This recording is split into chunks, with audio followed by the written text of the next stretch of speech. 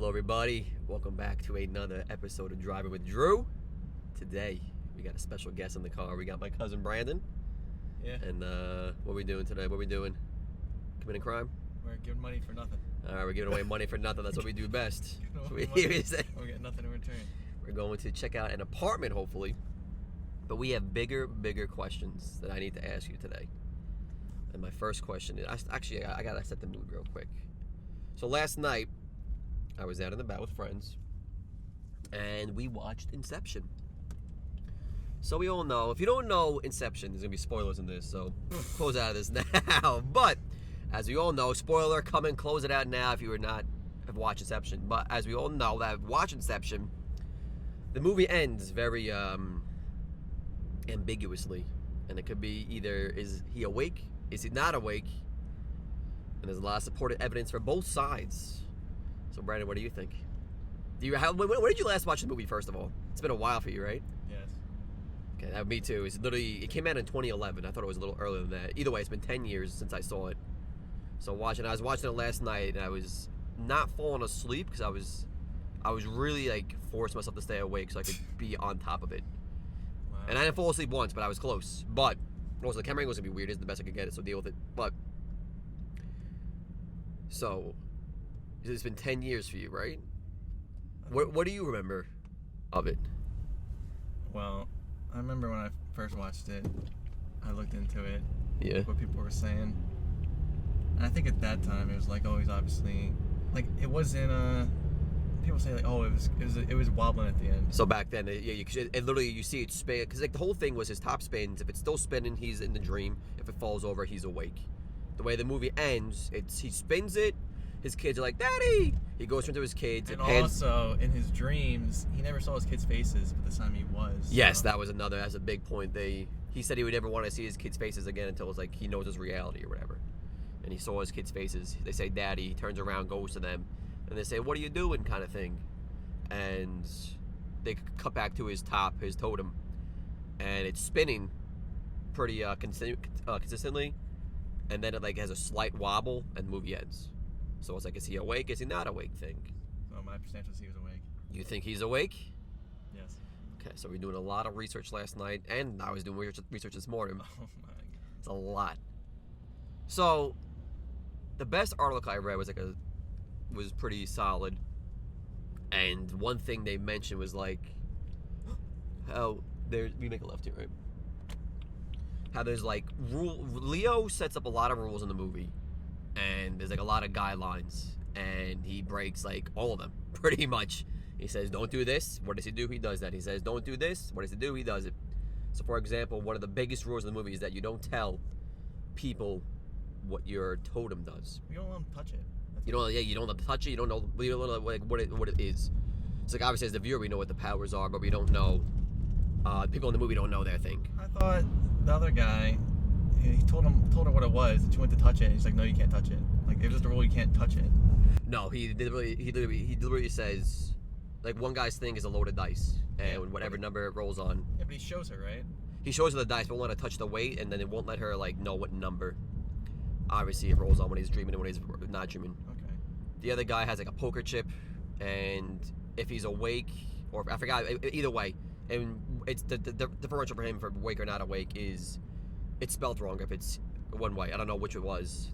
Obviously, Leo, which his totem, another big thing, is not even his. It's his wife's who apparently killed herself. So that was her totem, and it was infinitely spinning in a safe, and now he uses it as his own. There's a place right here. Yes. Is it really? Yes. Okay, well, there it goes. To be continued, friends. We will continue this conversation once we are back. We're back. Just signed our lives away and got an apartment, which feels really weird, honestly, but it's not concrete yet. It's not concrete yet. We gotta sign the lease still, but it's looking pretty solid. Where's parking? Parking is absolute dog, though. Oh my god, the parking is like a literal joke. Like I don't even know. I'm gonna take like a go-kart. It's like a squeeze in. Parking is a literal joke, though. They said the parking is ass and they're gonna like build upon it, but it's nowhere near our building, so it doesn't even matter. So that's the absolute worst part by far. But back to Leo over here. So is he awake or is he not awake? He's awake. You think he's awake? I don't think he's awake, because I think after reading this article I read this morning, with his totem not being even his totem, and like the subconscious could just be portrayed whatever, however she wanted it, because she might not even be dead. Like she killed herself in the movie, but that could be like what she's making him see, so he could like wake up to her reality with being with the kids, because she wanted to like be with the kids in her own reality kind of thing. And he's like, no, we gotta get back to the real place. And then that was like the argument there in short. And then also with the sedative, though, the whole sedative theory, where he just never woke up. They say that he's in a dream from the sedative still, because they made the whole emphasis like that little farm where like all those old people are sleeping, living in their dreams, because their dreams became their reality. They'd rather live there. So it's like, is that where Leo is? Is that what he wanted? What do you think? I think he's awake. What's your evidence, sir? I already told it in the last part. Freaking, you're saying this woman is like omniscient. Has control over his whole thing. I mean, if it's her subconscious, yeah, she's technically omniscient in that regard. Isn't she? Wouldn't she be? Wasn't her thing, she always thought she was asleep. That's what he did to her. By She's trying to wake, yeah. totem. He basically, Leo... So she didn't even want to live in the dream world. She wanted to get back, but she thought everything was fake. Yeah, that's the... I guess, maybe that kind of debunks the theory then. But, like, the article said it better. I should say debunks, but, like... Basically, she was the first victim of Inception. Leo put that... Yes. Or Cobb put that thought in her head to make her think. Leo. And then... It basically went wrong. Because it's very risky, or it's like a... He wanted to see if it was doable. It was doable, but he didn't realize how bad the thought would grow into like a cancer and make her want to do whatever she was trying to do, and which led to her death. So that's why Leo is guilty of the whole movie, and like he breaks all his own rules. Yeah. So I feel like he also doesn't have his wedding ring on. That's another thing. His wedding ring is on only when he's dreaming, because he envisions himself married to her. But in reality, it clearly this points out that he is. When he's awake, it clearly shows he's not wearing his wedding ring, when you know for a fact in reality. And the thing is, at the end of the movie, the deal was, I will get you back in the States with one simple phone call. And then when he gives his passport to the guy, the hand he reaches out with is not the one his ring was on, I believe. So you can't like confirm nor deny right there. So if that was done on purpose, or if it was not done on purpose. Well, he's a righty, so. I honestly forgot which hand he handed it to them with, but there's no ring on it. Or you can't see, at least. But, and also, the movie starts with them in limbo. The movie starts with him waking up on the ocean, and the only time they wake up in the ocean is when they're in limbo. So he wakes up, obviously he's in limbo there. He sees Saito, which is like the guy he's doing this whole entire job for to make the other guy. It opened up in the future. Yes, it opened up, because at the end of the movie, the start of the movie and the end of the movie are pretty much the same scene. But the end of it elaborates it on more. And then another thing, though, I think is another key concept, or there's two key concepts, I think, in my opinion. One I'm probably gonna get roasted for, but the first one is definitely key, because in Saito's dream world, when he's in limbo, basically he's the controller of limbo, because it's his limbo. They have to go to limbo to get him out of the limbo. A lot of limbo there. Limbo. But he has a mansion on a cliff overseeing the ocean. And that's basically the setting of his limbo. When Leo goes to the kids at the end of the movie, he says, "Kids, what are you doing?" His kids say, "We're building a mansion on a cliff." Did you know that? No. I don't remember this line. I don't know if it was exactly a mansion on a cliff, but what they're describing is basically Saito's limbo. Saito being I guess you could say the other main character that's making Leo do this so he can get his way with the business, and gave Leo his freedom, so he has like no choice but to do it.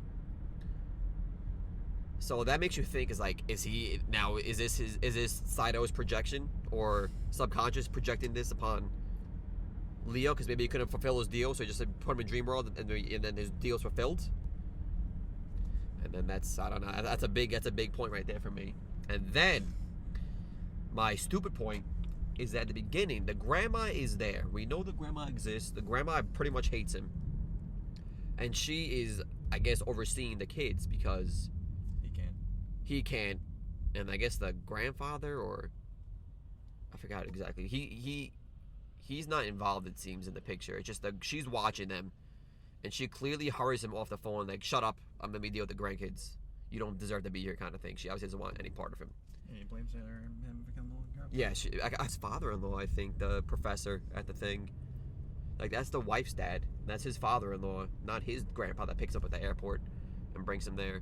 But regardless, the grandma or the mother-in-law is not, I really don't know what it is. But it's like, I'm probably sounding like an idiot right now. She's not there at all. And we know she's real, and she's not there at all. Like, well, these kids are obviously, I don't know if it's, maybe I'm just overlooking it. Like, why would she not be there with the kids if it's real? Another point with the whole thing, like, every time Leo spins his totem, it's always clear cut. Keeps it spinning continuously, or it falls over. It never wobbles, and at the end it wobbles. It's like a one Pokeball jiggle, and then the movie ends. So if it wobbles like that, with the physics of the top, it's not gonna fall. I mean, it's gonna fall down. So, and that is where you guys come in. What do you guys think? Any last thoughts over there, sir? I saw John say, anyone recommend any movie like Inception? That's literally what we're going to be watching next, is Shutter Island. It stars Leo. That's one of my favorite movies. We're going to watch that next, they said. Because I wanted to watch Interstellar. That's also a good one. Because I watched Interstellar... that recently. Did you really? Because it always gets compared to Inception. And they say, which is better? Yeah, I don't know. Rob said you got to watch Interstellar. That's why I want to watch that. But I think we're going to watch Shutter Island next week. And we're also going to watch some other... whatever the creator of the name of the movie was. See, let me go. No, but I forgot the creator of the movie. He made another movie in 2020 called Tenet. We're gonna watch that. Or 10 Cent Tenet. I forgot what it was. I think it's Tenet. Next week or something. But either way, I need to watch Interstellar. I need to watch Shutter Island. Yes. And that's that. You saw Interstellar? Yes. Which one do you think is better? I mean, I'm partial to Leo. Okay. So, and I love. Is he not in Interstellar at all? No. I don't know. I wonder, is it Interstellar in space, or like there's like an astronaut? That's all I know of Interstellar. It involves space. Yeah. Okay. It stars like Matthew McConaughey. Okay. All right. But Shutter Island stars Leo. The Hulk is with him, Mark Ruffalo. Okay. And then the third mainish character is I forget his name, but he deserves an Oscar. He plays like all these weird roles that you can never know. Like, oh, that's the guy. Like, I don't know his name though. I don't know. I'm the worst. I actually do know who the Hulk actor is, and I do know. And Shutter Island ends on a similar. Like it can go either way, kind of thing. Similar way to Inception. Okay. Interstellar does not end that way. Interstellar ends like. Interstellar is clear cut. What happens? Yes. Okay. All right. Well, I'm excited for that. Thank you guys for watching. You guys are dope, as always. I don't really like you guys. He doesn't like you guys, so that's it. The video's over now. You guys ruined it. Good job, idiots. It's all your fault. We'll see you next time on Driving with Drew.